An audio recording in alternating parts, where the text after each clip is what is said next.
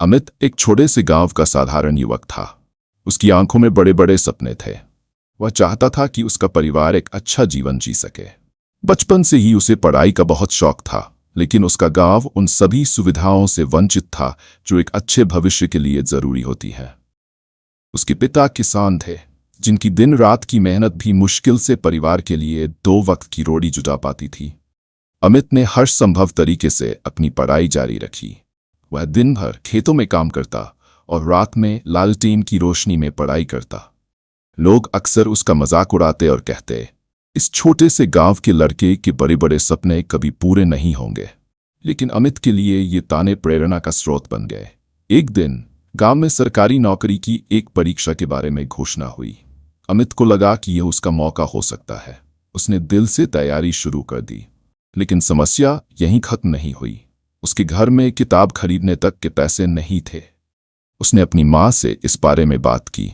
माँ ने अपनी पुरानी चांदी की पायल बेच दी और कहा, तू बस जी जान से मेहनत कर बेटा, तेरी मेहनत ही हमारी सबसे बड़ी दौलत है।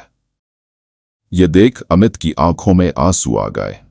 उसने कसम खाई कि वह अपनी माँ की कुर्बानी को बेकार नहीं जाने देगा। परीक्षा का दिन करीब आया। अमित ने अपनी तैयारी पूरी कर ली थी, लेकिन परीक्षा सेंटर उसके गांव से दूर शहर में था। उसके पास जाने के लिए भी पैसे नहीं थे।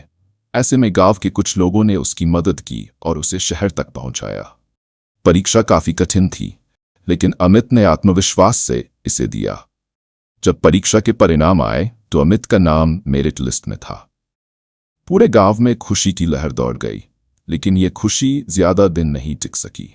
परीक्षा के बाद अगले चरण के लिए इंटरव्यू की तैयारी करनी थी, जिसके लिए उसे और भी ज्यादा कठिनाइयों का सामना करना पड़ा।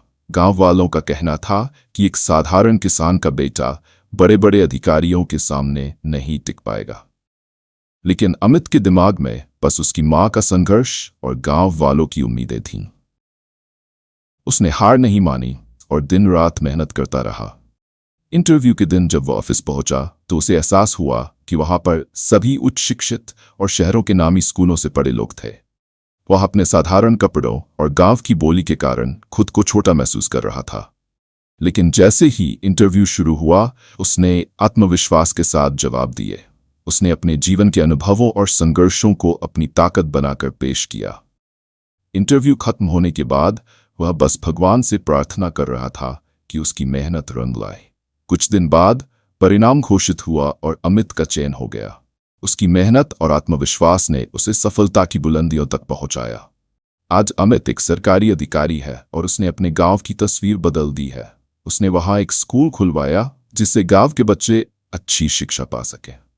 वह खुद बच्चों को प्रेरित करता है और कहता है, कभी हार मत मानो। चाहे कितनी भी कठिनाई आए, जीत उन्हीं की होती है जो अपनी मेहनत और सपनों पर विश्वास रखते हैं। अमित की कहानी इस बात का जीता जागता उदाहरण है कि संघर्ष चाहे कितना भी बड़ा क्यों न हो, सच्ची मेहनत और ईमानदारी से उसे हराया जा सकता है। उसकी जिंदगी ने यह साबित कर दिया कि जीतने का सही तरीका यही है कि आप कभी हार न मानें और अपने सपनों के लिए जी जान लगा दें। ये कहानी उन सभी के लिए एक प्रेरणा है जो जीवन के किसी भी क्षेत्र में हार मानने की सोचते हैं। याद रखें, जीवन की हर चुनौती एक नई शुरुआत का रास्ता खोलती है। बस आपको अपने अंदर छिपे उस आत्मविश्वास को जगाने की जरूरत है।